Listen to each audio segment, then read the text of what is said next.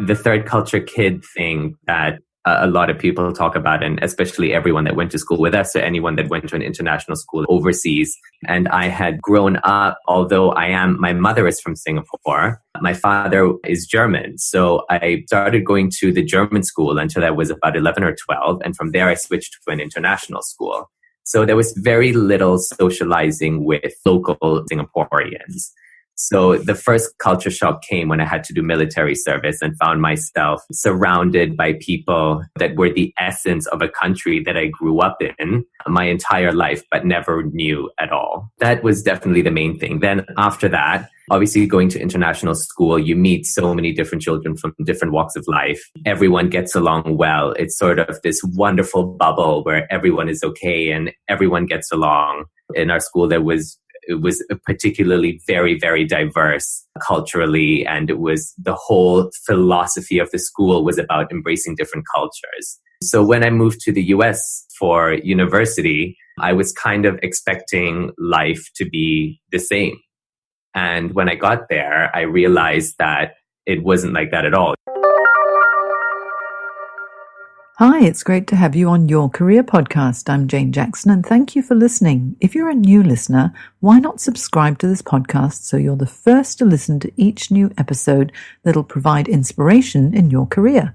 Just go to iTunes or Stitcher Radio if you use an Android device and click subscribe.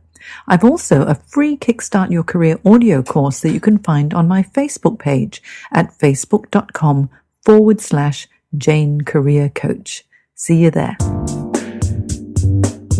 Welcome to Jane Jackson Careers, a podcast that takes your career to the next level. Here's your host, Jane Jackson, author of Amazon Careers bestseller, Navigating Career Crossroads.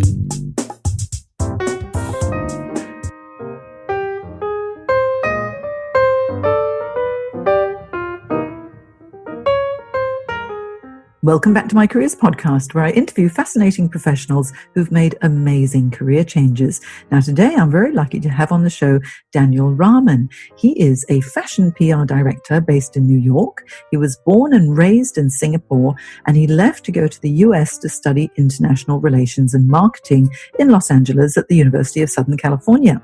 While he was pursuing his degree, he also lived abroad in Paris for a year while working part-time as a marketing intern in the travel division of France Loisirs. Daniel first gained experience in event management while working at Aid for AIDS, an LA-based non-profit organization that ran various fundraisers with celebrity initiatives and food and beverage partnerships. His interest in the non-profit world led him to Africa, where he spent a summer volunteering as a secondary school teacher in Kigali in Rwanda, teaching business entrepreneurship in French and English. Now, after graduating, Daniel moved to New York and started as a client services coordinator at the art auction house Philippe de Pury. He's now the PR director at Lux Cartel, a 360-degree fashion incubator he joined in 2012, which helps emerging luxury brands jumpstart their businesses with distribution, communications, creative consulting, and production. What a fascinating man. Now, Daniel, welcome to the show. Thank you so much, Jane. It's such a pleasure. I'm really looking forward to finding out all about this really interesting and varied start to your career and also what you're doing now. So how about, as I always do on my podcast, Daniel, to kickstart, tell me, what were your career aspirations when you were a little boy? Well, that's a good question. If I'm going to be completely honest, I didn't really give that much thought to what I wanted to be when I grew up. There's obviously when you're a little kid, you always have different things that you aspire to. I loved animals a lot. So I remember vaguely that at one point I wanted to be a vet. After that, I was kind of all over the place. I always wanted to do many different things. I would, be in a play at drama school, and then I decided I wanted to be an actor. And then as I got older, and started applying to university, that was the first time that I really started thinking about what I had to do and started sort of narrowing down the fields. So I had this sort of a strong idea in my head that I wanted to be in hotel management and tourism. And that was sort of the thought that shaped most of my teenage years. And then that led to me applying to a bunch of different schools, different universities for different things, mostly for hotel management. Then there was one university that I applied to that didn't offer hotel management, and that was the University of Southern California. And that ended up being the only one that accepted me. And I ended up studying something else and never looked back on that ever since. Isn't it interesting how things turn around and the best laid plans can change for all sorts of reasons? Now, Daniel, what I want to find out about is you grew up in Singapore and you went to United World College, and you know my daughter and you know all of their friends, and all of you have had such an interesting lifestyle because you would be considered, and would you agree, a third culture kid. Absolutely, yes. Yeah. So what I'm really interested in is, you know, having moved around and growing up in a country which is not actually your home country as such, but it feels like it because you spent most of your formative years there. What do you think were your biggest challenges growing up in Singapore? Well, there were many different challenges at different stages. I think the third culture kid thing that a lot of people talk about, and especially everyone that went to school with us, or anyone that went to an international school and, overseas, is very familiar with that terminology. It becomes challenging in different ways. So it first started with, when I graduated from United World College, or high school, as you would say, I had to do 2 years of military service in Singapore before I was able to start university. And I had virtually grown up, although my mother is from Singapore. My father is German. So I, started going to the German school until I was about 11 or 12. And from there, I switched to an international school. So there was very little socializing with local, real Singaporeans. So the first culture shock came when I had to do military service and found myself surrounded by people that were the essence of a country that I grew up in my entire life, but never knew at all. That was definitely the main thing. Then after that, obviously going to international school, you meet so many different children from different walks of life. Everyone gets along well. It's sort of this wonderful bubble where everyone is okay and everyone gets along. In our school, it was particularly very, very diverse culturally. And it was the whole philosophy of the school was about embracing different cultures. So when I moved to the US for university, I was kind of expecting life to be the same. And when I got there, I realized that it wasn't like that at all. You really, there was a lot more kind of segregation. The way people socialized, they really stuck to their ethnic circles or people of the same cultural background. And that was definitely probably the biggest culture shock that I had.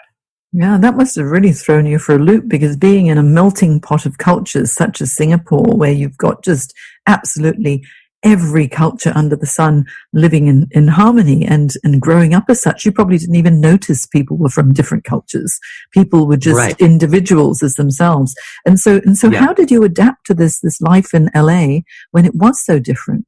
Well, for the first part, mostly I did not adapt. So I had I was really quite lonely my first and second year.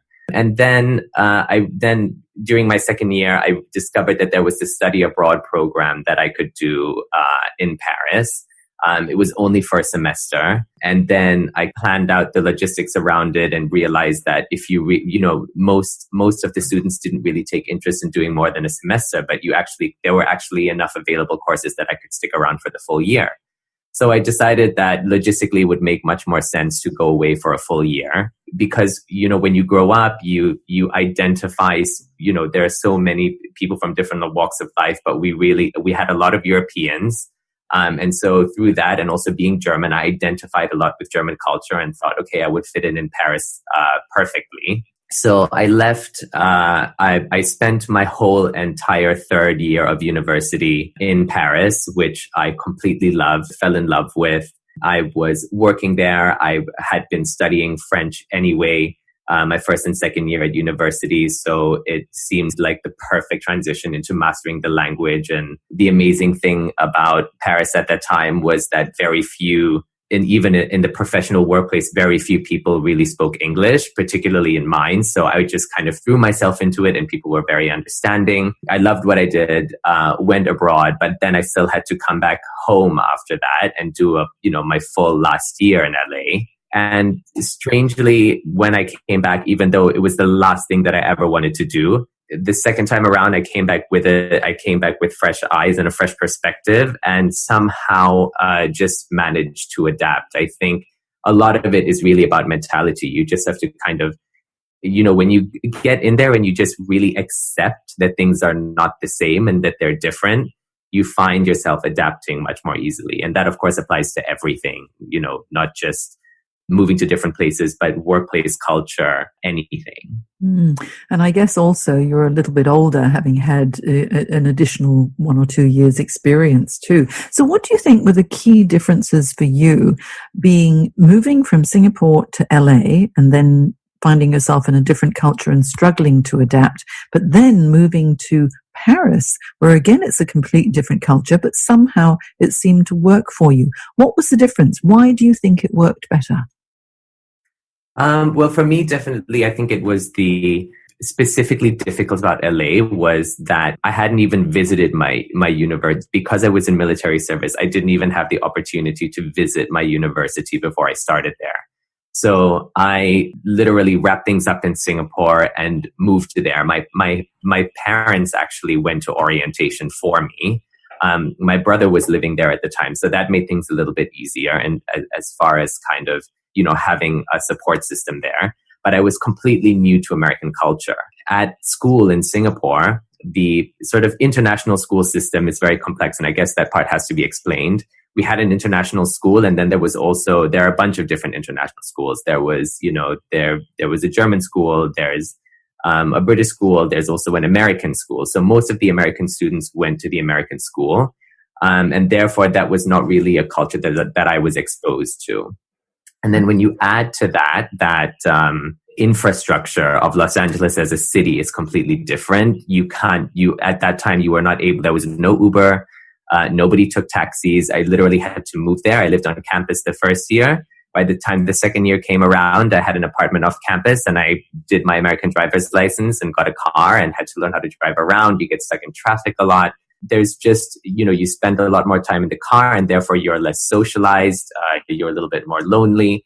That was kind of the perspective that I had when I was there, and why, when I moved to Paris after that, the main reason that everything felt so comfortable and so easy again was that I was able to walk everywhere, and you step outside of your apartment and you can find people. If you have a friend and you say, what are you doing in 15 minutes? You could go and meet them for a coffee.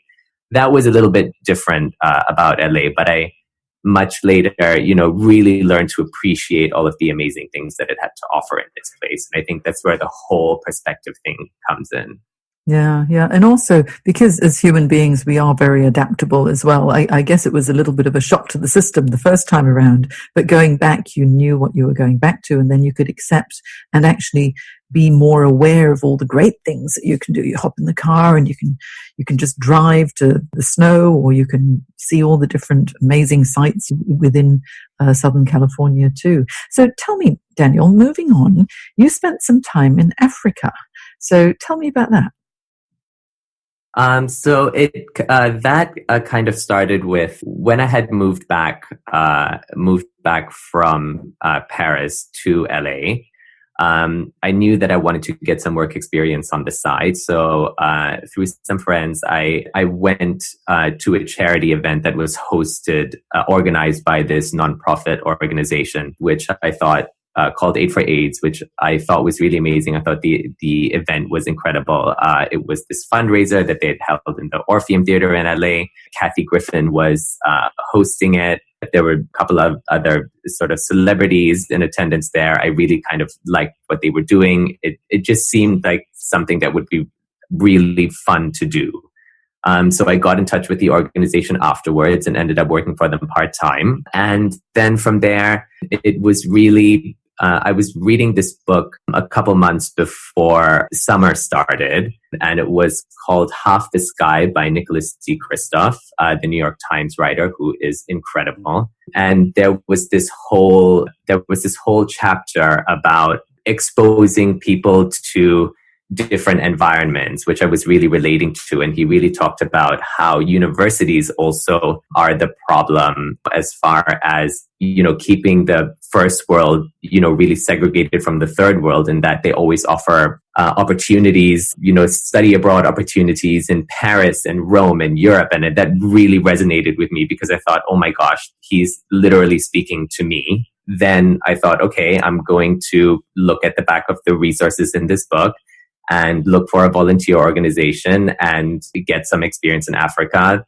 This is the last chance that I'm going to do it. It's the last year before I graduate. Why not do it now? And I just threw myself into it all by myself, which in hindsight was pretty crazy. I always planned things around doing something with a friend. And this was sort of something that just happened really naturally and came quickly. And I didn't give much thought into planning it. And then it was only when I got there that I realized, oh, wow, I'm here by myself for the next 6 weeks.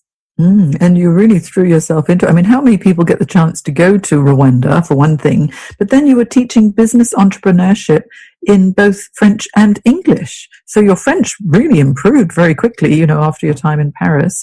And teaching business entrepreneurship in Rwanda must have been such an interesting time to be able to help your students. Yeah, it was really interesting. I never saw myself as someone, that was good with children, which was great because I ended up teaching teenagers that were, aged 14 through 18 and above. The whole thing just kind of fell on my lap. I went to, you get played through this organization that I volunteered through, which was called the Global Volunteer Network. They placed me in a school once I got there. People realized that, I had met with the principal. They realized that my French was really good. And they said, I was definitely worried about it because to me, it was still, not 100%, but they said, this is perfect. They sort of gave me a very vague syllabus. And it was entirely up to me to kind of plan lessons. Now, it was just 6 weeks, so I can't say that, you necessarily make the biggest impact while you're there, but you learn things so much more when you teach them, and just teaching things makes you really retain everything a lot more, and you really understand things more profoundly. So that was a really interesting experience for me. So fast forward a few more years and you graduated, and then you moved to New York. So another change. So that must have been exciting because, New York is a favorite destination for so many people. And we did catch up just a month ago, Daniel, in New York, which is very, very nice. Yeah, that was so much fun. So much fun. But so tell me about your move to New York and then how your career progressed after graduation. So at the end of, as I was starting to approach graduation, I had decided that, even though LA was not as bad as I thought it was, I still sort of had this longing to go back to Paris right away because it was a city that I really fell in love with, and I felt that I really culturally connected to it so much. So I was dead set on going back to Europe.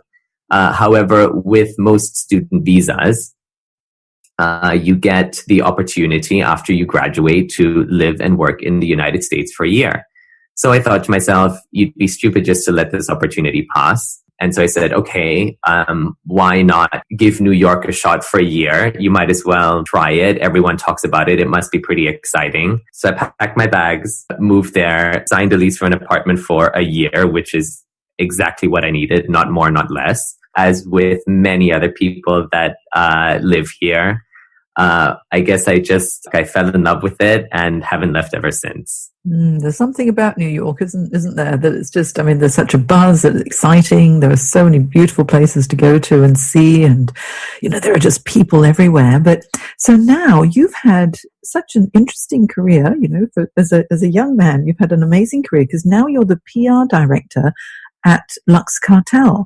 So let's hear that story because you've done so many different things in your current role to reach where you are now. It's strangely also essentially the first real job that I had. So I started, after I moved to New York, I looking for different jobs, two opportunities that fell on my lap at the same time. I had met someone, on one of my night outs that was working for this auction house called Phillips Superior and Company, and said, if she was kind of asking me what I wanted to do. And I said, I want to do this, I want to do that. I was always the person who couldn't make up my mind. And I was saying, fashion, art, luxury. I had studied art history in Paris, but also I really had a strong interest in luxury brand management. And she said, they definitely have a position available if you want to start in their client services department. So that happened. I was very quickly hired, and at the same time had found this opportunity, work in the sales department of Lux Cartel, which was a very new agency. It was just run by the two partners. I was sort of the first employee to kind of join the team at the freelance basis. So I was juggling two jobs at a time and working 7 days a week. Don't ask me how I did it. I was young and in New York, and I guess the rush of meeting all these ambitious people, you also kind of feel like you have to keep up with them. Both of those were really interesting in their own ways, but ultimately I ended up sort of seeing a more long-term sustainable future with a growing agency that had the opportunity to kind of branch out into so many different things. And I ultimately transitioned into that full time. Yeah. And now as PR director at Lux Cartel, your role sounds fascinating because you go into all these different areas, creative consulting, production, logistics, and obviously everything to do with PR. What do you really enjoy about your role now? I love that what I love about my role, definitely first and foremost, is that I get to do so many different things. I've worn so many different hats at the company since I've started working there 7 years ago. And, there were a lot of things that I started and I liked. And then after a while, that kind of tapered off. And I realized that I didn't like that. And my strength was more, in doing something else. So I really got the opportunity to kind of make mistakes and learn from them and learn what I was good at and what I wasn't. That's definitely been the most valuable experience that I've had. And what I love about it now is the fact that because I've had experience doing so many different things, I get to strategize an idea from the beginning and oversee the entire process from the beginning to the end, to the creative process, working with the clients. You really get to see everything from start to finish, which in sort of larger, much more structured companies, it's so much about specialization, and you really have to do one specific thing. And that's something that I'm very thankful that I don't have to do. Yeah, sounds like you really enjoy the variety as well. And working within a fashion PR environment, it's really fast paced, and there's just so, all the brands and the labels, and it just there's so much going on all the time. It must be really rewarding. But the lesson learned here is that really for so many high school students or people graduating from university is that if you don't have a plan, don't worry, but just be open to opportunities, and then leverage your skills and always be learning. Because you everything that you did, you were learning, and then you learned a new language. You became so good at that language that you could even teach in that language, which I find is absolutely amazing. Because for me to learn a new language is much, much harder. Okay, you seem to absorb it, but maybe it's because you do have an international background as well. And then now in your role, moving forward, what do you hope to achieve, Daniel, in the next, say, 5 years or so? Good question. Definitely, there's so many different things that, for me, I think what the thing that I've learned, really, that the most important thing that you should always plan is to always keep learning and to keep questioning yourself if what you're doing is something that you enjoy. Not just that, but also, are you really making the best of every opportunity? If there's a job that you're doing and you're not necessarily happy with it, are you doing everything that's in your power to change things to make them work for you? That to me is the main goal. I think that for many years, as I was trying to figure out what I wanted want to do. And when I had first graduated and I was looking at, jobs and all the different job websites, I would always look at other people and other, peers of mine and be incredibly jealous because they knew very specifically what they wanted. They wanted to be a singer. They wanted to be a marketing executive. They wanted to be this, and they were all very specific roles. They wanted to be lawyers or doctors. When you have those very specific goals, it's very, there is the advantage, of course, that you can set the steps and lay out the goals and everything that it takes to sort of work towards that. But if there's anything I've learned, is that there's not really a right or wrong way to a successful or happy career. I think that you can, for me, I say never. I always say to myself, never say never. I see myself working in different industries in the future. I'm not necessarily married to one specific one. I love what I'm doing right now. I'll do it as long as I'm enjoying it. But the most important thing is to make sure that you're always learning and that you know that you're always making use of all of your talents and all of your skills. Wise words, Daniel. I like two main sound bites that I got from you.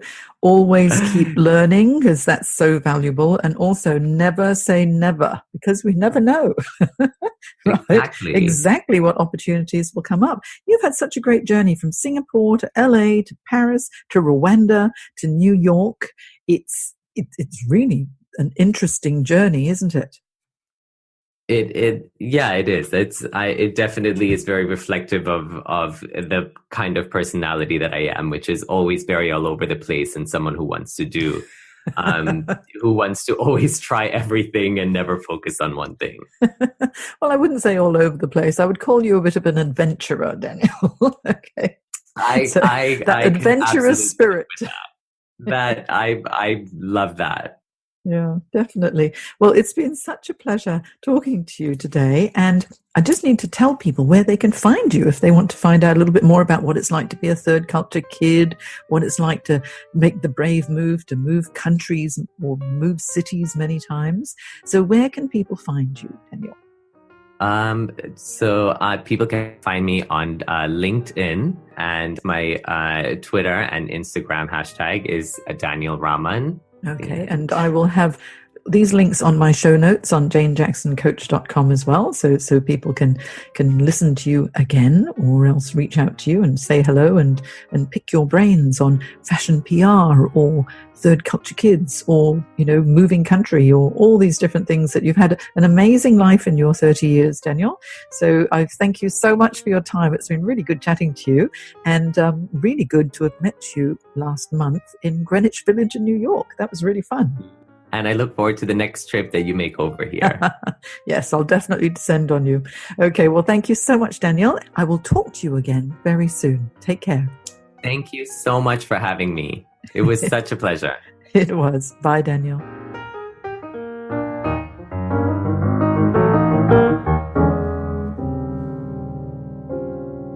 If you'd like to find out how coaching can help you, visit janejacksoncoach.com, where not only will you be able to listen to other fascinating interviews from professionals who've made amazing career changes, you'll also be able to download some free ebooks and guides on how to manage your career effectively. You've been listening to Jane Jackson Careers. Sign up to receive regular career advice at janejacksoncoach.com.